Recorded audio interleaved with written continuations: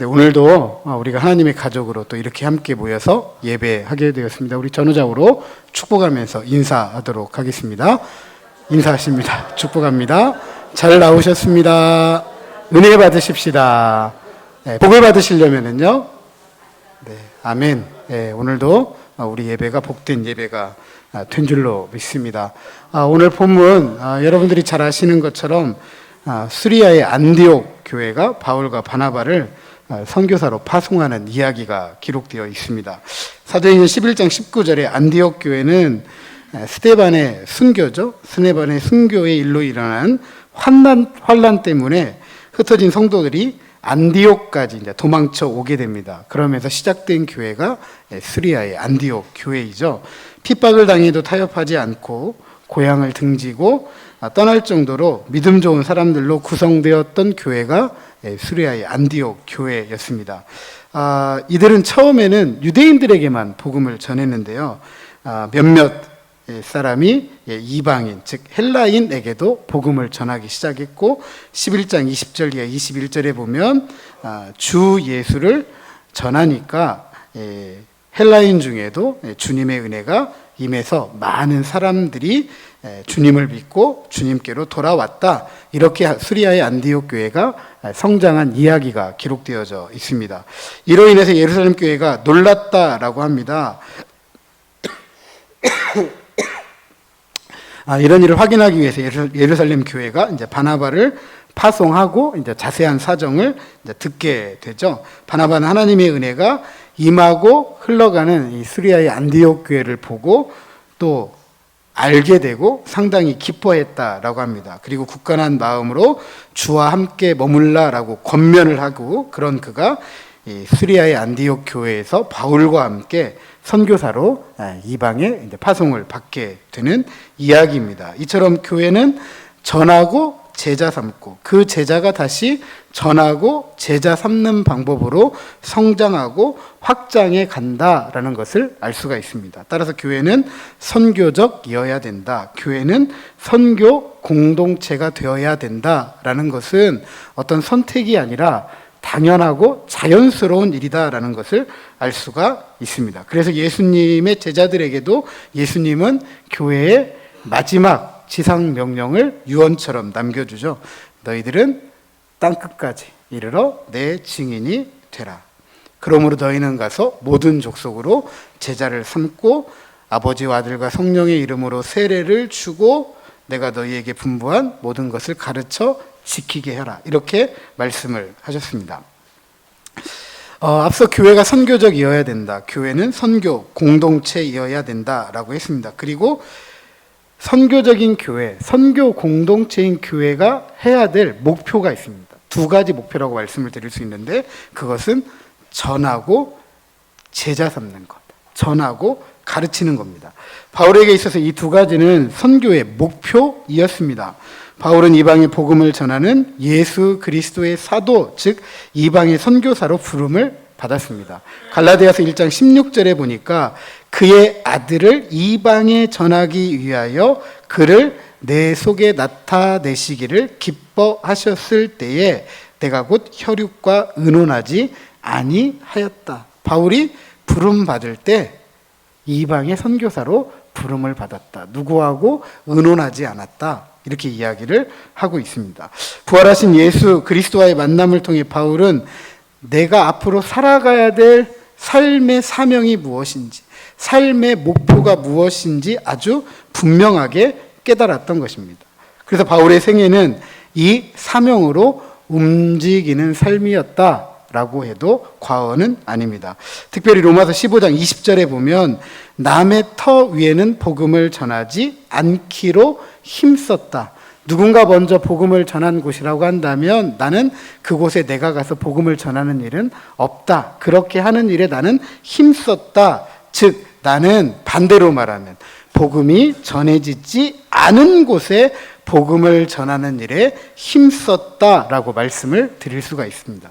힘썼다라는 것은 자신의 사명에 모든 것을 쏟아 부었다라는 것을 의미하죠. 그래서 부활하신 예수님을 만난 이후 평생을 살아가면서 바울은 선교사로 살았던 것입니다. 심지어 생명조차 아까운 것으로 여기지 않았는데요. 사도행전 20장 24절에 보면 내가 달려갈 길과 주 예수께 받은 사명 곧 하나님의 은혜의 복음을 전하는 일을 내가 마치려 하면은 나의 생명조차 조금도 귀한 것으로 여기지 않는다라고 하였습니다. 바울의 삶의 목표는 기쁨으로 자신의 사명, 즉 이방의 선교사의 사명을 마치는 것이고 그것은 주께로부터 받은 사명이다. 예수 그리스도의 복음을 전하는 것을 마치는 것이다 라고 이해를 했습니다. 그리고 실제로 바울은 세 차례의 선교 여행을 통해서 로마의 대도시들 사이에 복음을 전했습니다. 그리고 F.F. 브루스라는 신학자는 바울 신학의 거장인데 이분이 이렇게 말합니다. 첫 1세기 60년 만에 세상은 기독교를 단순히 유대교의 한 종교의 한 분파로 볼 수 없게 되었다. 이렇게 될 수 있었던 이유는 바울의 선교의 결과이었다. 이것은 그가 회당 중심의 유대교와 기독교 사이의 차이를 분명하게 만든 결과였다. 이렇게 이야기합니다. 이처럼 바울은 자신의 사명을 통해서 구원을 주는 예수 그리스도의 복음을 전했습니다. 또한 바울은 전하는 것만으로 그치지 않았습니다. 제자 삼는 일, 가르치는 일에도 힘을 썼습니다. 사도행전을 읽어보면 바울이 복음을 전한 거의 모든 도시에 그의 제자들이 있었다라는 것을 알 수 있습니다. 그리고 그런 제자들이 지역의 교회를 세우게 됩니다. 그렇게 세워진 교회가 갈라디아 교회, 에베소 교회, 고린도 교회, 빌립보 교회, 데살로니가 교회, 이런 교회들입니다. 오늘날 교회에서는 제자보다는 평신도라는 단어를 많이 쓰는데요. 이것은 우리 개신교의 큰 실수입니다. 평신도라는 개념은 교회 안에 어떤 직제의 개념을 전제로 하고 쓰는 용어예요. 평신도는 카톨릭에서 사용하는 사제 계급과 대응이 되는, 대조가 되는 용어입니다. 개신교회는 사제 계급이 없죠. 개신교회는 사제 계급이 없습니다. 제사를 드리는, 하나님 앞에 더 가까이 가는 사람이 없어요. 여러분 모두가 하나님께 가까이 나아가는 분들이에요. 목사만 가까이 있는 게 아니라 여러분들도 가까이 있다. 목회자는 제사를 집례하는 사람이 아닙니다. 사제가 아니라 단지 성경을 가르치는 교사입니다. 그리고 하나님의 교회를 든든하게 세워가도록 장로와 집사와 권사를 세워서 동역하게 하셨죠. 따라서 개신교회는 제자가 있지 평신도가 있지는 않습니다. 제자라는 용어는 개신교회가 다시 한번 회복해야 될 용어가 아닌가 이런 생각이 듭니다.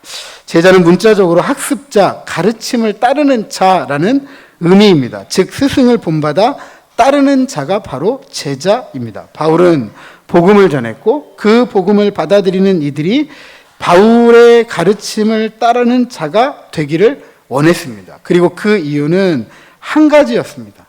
자신이 그랬던 것처럼 제자들도 전하고 제자를 삼는 일, 가르치는 하는 일을 하는 사명자들이 되기를 바랬던 것입니다. 그리고 이것은 안디옥 교회처럼 제자들, 즉 교회들이 책임을 져야 되고 그 안디옥 교회 사람들을 세상 사람들은 이렇게 불렀습니다. 그리스도인이다. 그리스도를 따르는 사람이다. 하지만 무엇보다 중요한 것은 성숙한 제자, 성장하는 것이겠죠. 골로새서 1장 28절에 보면 우리가 그를 전파하여 각 사람을 권하고 모든 지혜로 각 사람을 가르침은 각 사람을 그리스도 안에서 완전한 자로 세우려 합니다. 이처럼 바울은 각 사람을 그리스도 안에서 완전한 자로 세우는 자를 완전한 자로 세우기 위해서 힘을 썼습니다.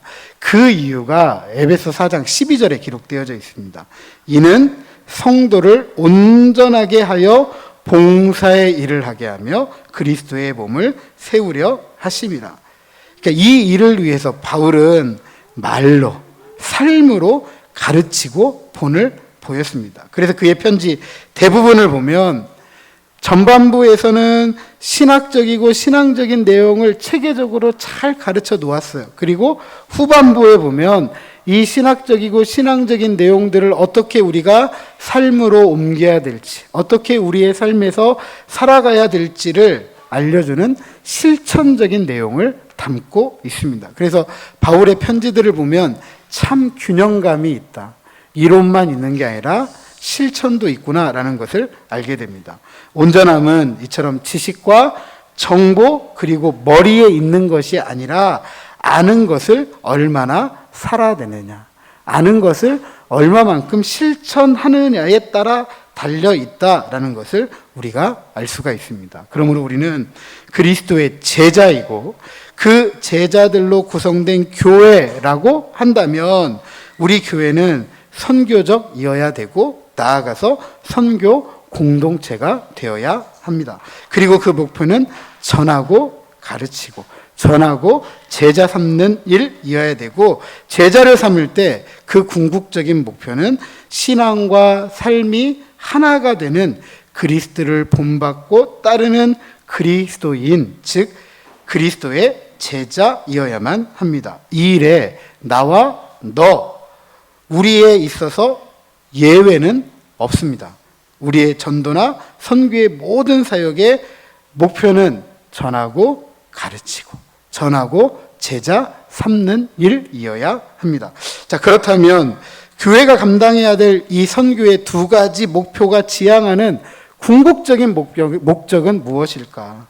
왜 전하고 가르치고 전하고 제자 삼을까? 그것은 딱 한 가지입니다. 저를 한번 따라서 하시죠. 하나님의 영광을 위하여. 선교의 궁극적인 목적, 전도의 궁극적인 목적은 하나님의 영광을 위한 것입니다. 에드윈 룰이라는 선교학자는 선교의 마지막 목표는 구원받는 자들에게서 찾는 것이 아니라 구원을 베푸신 하나님에게 있다라고 하였습니다. 우리는 그렇잖아요. 뭐 전도 축제를 하든 선교를 하든 몇 명이 모였다에 관심을 많이 갖잖아요. 그렇죠? 그리고 많이 모이면 우와, 적게 모이면 이러잖아요. 그게 아니라는 거죠. 하나가 모였던 둘이 모였던 그 한 사람을, 아니면 여러 명이든 수없이 많은 사람이든 그 사람들을 부르신 누구? 하나님. 이 하나님에게 있는 거예요. 이 하나님에게. 그것이 놀라운 일이라는 거죠. 많이 모이고 적게 모이는 게 놀라운 일이 아닌 거예요. 여러분도 아실지 모르겠지만 며칠 전에 어딘가요? 여의도인가요? 잠실인가요? 빌리그레암 전도 쿠파 50주년 기념해가지고, 상암동이군요. 상암동에서 한국교회 성도들이 모였습니다. 한 50만 명이 모였다나요? 뭐 얼마 모여 30만 명이 모였다나요? 그렇게 이야기를 하더라고요. 어떤 목사님이 이렇게 좀 비꼬았습니다. 한국교회는 사람 동원하는 일에는 아주 대단하다. 사람 동원하는 일에는 아주 대단하다. 뭐 빌리그레암 전도 폭발 50주년 기념해가지고 하는 행사이니까 얼마나 대단했겠습니까? 그리고 그것이 갖는 의미가 얼마나 컸겠어요. 근데 그때하고 지금은 상황이 많이 달라요. 그리고 그때 빌리그레암 목사님하고 지금 아들 프랭클린 그레암은 다른 사람입니다.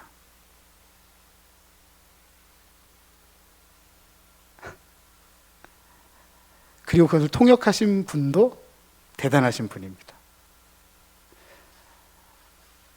우리가 건강하게 생각할 만한 분들이 아니에요. 그런데 그런 분들을 메인 스피커로 모셔놓고 그분들의 이야기를 듣는다는 게 너무 우스꽝스럽게 보였던 것 같아요. 우리는 숫자를 동원해서 무엇인가를 하고 있다라는 것을 보여주는 사람들이 아닙니다. 숫자를 동원하기 위해서라면 별일을 다 할 수 있겠죠. 근데 우리가 하는 일은 하나님께서 부르신 사람들을 통해서 하나님께 예배하게 하는 것이, 하나님만이 영광을 받게 하는 것이 가장 우리의 큰 목적입니다. 그러니까 하나 둘이 중요한 게 아니라는 거죠. 이 자리에 우리가 있다라는 사실이 중요합니다. 몇 명이 중요한 게 아니라 그 자리에 누가 있는 것이 중요하다? 내가 있는 게 중요하다. 이게 더 중요한 거예요. 그런데 그 일을 누가 하셨다? 하나님께서 하셨다라는 것입니다. 에베소서 1장 6절 또 12절 14절에 공통적으로 이렇게 가르칩니다. 은혜와 영광을 찬미하게 하려는 것이다. 그의 영광이 찬송이 되게 하려 하심이다. 그의 영광을 찬미하게 하심이다. 하나님께서 선택하시고 전도를 통해 부르시고 제자를 삼는 선교적인 일을 통해서 하나님은 영광 받으시기를 원하신다. 쉽게 말씀드려서 우리가 구원받은 이유, 선교를 통해서 구원받아야 될 이유는 오직 한 가지예요. 하나님의 영광을 찬양하도록 하기 위함입니다. 그래서 이사야는 43장 21절에 이 백성은 내가 나를 위하여 지었나니 나를 찬송하게 하려 하심이라 라고 하였습니다. 하나님이 자신의 아들 예수 그리스도의 핏값을 통해 교회를 세우신 이유가 바로 여기에 있습니다. 교회가 선교적이어야 되고 교회가 선교 공동체로서 전하고 제자 삼는 것, 그리고 그런 제자를 통해 교회를 세우는 것, 이 모든 것들이 하나님께서 찬송받으실 일, 하나님의 영광을 위한 것이 되어야 한다라는 것입니다. 그리고 우리가 살아가는 이 땅에는 아직도 하나님의 놀라운 창조와 구원을 알지 못하고 죽어가는 이들이 참으로 많습니다. 그 중에 이 땅을 살아가면서 하나님의 놀라운 창조와 구원의 이야기를 단 한 번도 듣지 못하고 죽어가는 이들도 있다라는 사실은 더욱더 놀랍습니다. 주님의 복음을 듣고 구원받을 수 있는 기회조차 그들에게는 주어지지 않았다라는 이야기입니다. 이것을 저는 이렇게 표현해 보고 싶습니다. 들음의 불평등이다. 들을 수 있는 기회도 주지 않는 것이다. 이렇게 말하고 싶습니다. 바울은 이사야의 말씀을 인용해서 이렇게 이야기합니다. 그런즉 그들이 믿지 않으냐는 일을 어찌 부르리요? 듣지도 못한 일을 어찌 믿으리요? 전파하는 자가 없이 어찌 들으리요? 보내심을 받지 아니하였으면 어찌 전파하리요? 기록된 바 아름답도다. 좋은 소식을 전하는 자들의 발이여 함과 같으니라. 우리도 기회조차 주어지지 않은 삶에 대해서 불평등하다라고 이야기합니다. 그리고 원망하고 불평하죠. 그리고 때로는 저항도 합니다. 이게 불평등하다. 이것이 공정하지 못하다라고 저항합니다. 하지만 이렇게 원망하고 불평하고 저항할 수 있는 것은 무엇이 문제인지 아니까 할 수 있는 거예요. 그런데 영적으로 어두워지면 그 문제를 알아요, 몰라요? 알지 못해요. 알기 전까지, 즉 깨닫기 전까지 그것이 무엇인지를 몰라요. 그렇기 때문에 저항해요, 못해요? 못해요. 원망도 못해요. 불평도 못합니다. 그래서 바울은 선교적이어야 하는 교회, 선교 공동체인 교회에게 외치는 것입니다. 보내지 않는데 어떻게 전하겠느냐?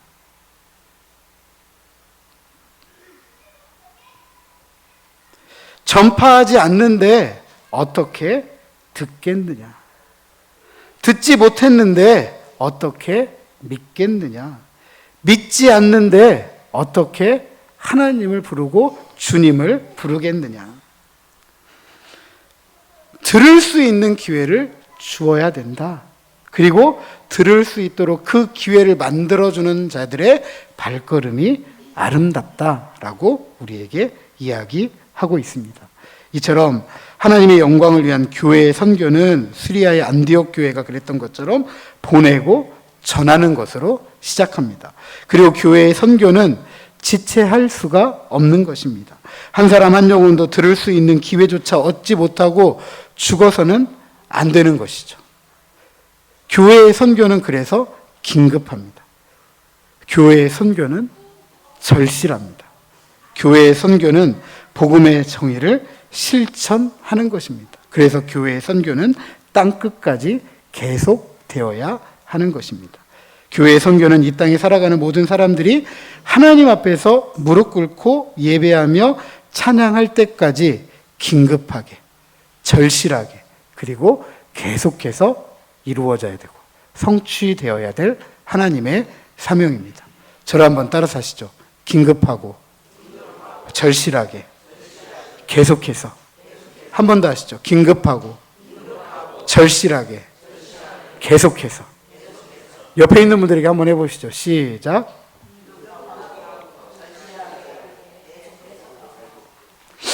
네. 사랑하는 성도 여러분, 보통 우리는 전도와 선교를 구분합니다. 전도는 국내, 선교는 국외. 이거 뭐 우리의 필요에 의해서 이해하고자 나눈 것일 뿐입니다. 전도와 선교는 똑같아요. 전하고 제자 삼고, 전하고 가르치고. 교회는 전하고 가르치고 전하고 제자 삼는 교회가 되어야 됩니다. 그리고 전하고 가르치고 전하고 제자 삼기 위해서 알아야 됩니다. 사람도 알아야 되고 상황을 알아야 되고 환경을 알아야 됩니다. 그 필요에 맞게 또 충분하게 그래서 사명을 감당할 수 있는 것입니다. 그런데 무엇보다 중요한 것은 이 모든 일들을 통해서 누구의 영광이 드러나야 된다? 하나님의 영광이 드러나야 된다. 그리고 그 영광을 나, 너, 우리 모든 사람들이 함께 찬양할 수 있어야 한다라는 사실이죠. 그러기 위해서는 어느 누구도 복음을 듣지 못했다라고 변명할 수 없어야 돼요. 나는 못 들어서 그랬다. 이런 얘기 들어서는 안 되죠. 나는 못 들었다라고 한다면 누구의 책임이죠? 못 들은 사람의 책임인가요? 누구의 책임인가요? 네? 그럼요. 그 책임이 결국 내 책임이죠. 그 책임. 복음을 들을 수 있는 기회가 이 땅을 살아가는 모든 사람들에게 주어져야 하나님을 알고 하나님을 찬양할 수 있죠. 그러기 위해서 보내야 되고 전해야 되고 가르치고 제자를 삼아야 된다. 왜 이토록 보내고 전해야 될까? 하나님의 영광을 위해서. 그리고 보내고 전해야 듣죠. 믿음은 무엇에서 난다? 들음에서 나고, 들음은 그리스도의 말씀으로 말미암는다 라고 하였습니다. 저는 우리 교회가 이처럼 전도와 선교하는 일에 이 사명을 위해서 뛰어가는 교회, 그런 성도들이 되시기를 주님의 이름으로 축복합니다. 부활절 전도 축제에 교회로 소풍 오세요 라는 행사를 진행하면서 참 감사했어요. 교회에 초대하고 함께 오시기 위해서 본인들도 불편한데 그 불편한 몸들을 이끌고 초청하신 분들의 문 앞에 아니면 또 차를 타기 위해서 차가 서는 곳 앞에 기다리고 있는 모습을 제가 보았습니다. 그리고 또 함께 오셨습니다. 참 감사했어요. 하지만 또 아쉬운 점도 있더라고요. 어떤 분들은 조금 방관자적인 입장에서 그냥 지켜보시는 분들도 있었습니다. 이런 어떤 모습이, 이런 태도가 누군가가 들어야 되는데 그 들을 기회를 놓치게 하는 것은 아닐까. 들어야 되는 그 기회를 우리가 혹시 빼앗는 것은 아닐까. 이런 두려움도 함께 있었습니다. 우리가 그리스도의 제자이고 전도와 선교가 우리의 사명으로 알고 믿는다라고 한다면 그것은 바울처럼 우리의 사명으로서의 삶이 되어야 합니다. 들을 수 있는 기회를 주는 것이 누구의 몫이에요? 누구의 몫입니까? 저를 따라서 합니다. 나의 몫이다. 그리고 옆에 있는 분들에게 하시죠. 너의 몫이다. 자, 우리 함께 하시죠. 우리의 몫이다. 네, 우리라고 먼저 하기보다는 가장 먼저 누구부터 이야기해야 돼요? 나부터 이야기. 우리라고 먼저 이야기하면 나는 좀 아닌 것처럼 묻어갈 묻어가려고 하는 마음도 있는 것 같아요. 항상 누구부터? 나부터. 들을 수 있는 기회를 주는 것은 누구의 몫이다? 내 몫이다. 그리고 옆에 있는 분들에게 한 번 더요. 당신의 몫입니다. 그리고 우리 함께 고백하시죠. 우리의 몫입니다. 그리고 하나님은 이 몫을 우리가 감당할 때 하나님께서 찾으시고자 하시는 사람들을 찾으세요. 아멘. 그것이 여러분들이 못한다는 거 아니에요. 여러분들이 왜 방관자적인 입장에서 쳐다보시는 줄도 알아요. 저는 여기 온 지 십몇 년 됐지만 여러분들은 한평생을 살아오셨잖아요. 한두 번 전해보셨겠습니까? 평생을 전해보셨겠죠. 근데 한 번쯤은 들을 만한데 이렇게까지 안 들어줄까? 하니까 마음에 지치기도 하고 아이고 내가 또 말해봤자 듣지도 않을 텐데 어차피 안 나올 텐데 이런 생각들이 앞서니까 쉽게 또 말하지 못하는 줄도 압니다. 그러나 몫은 다해야 되죠. 아멘.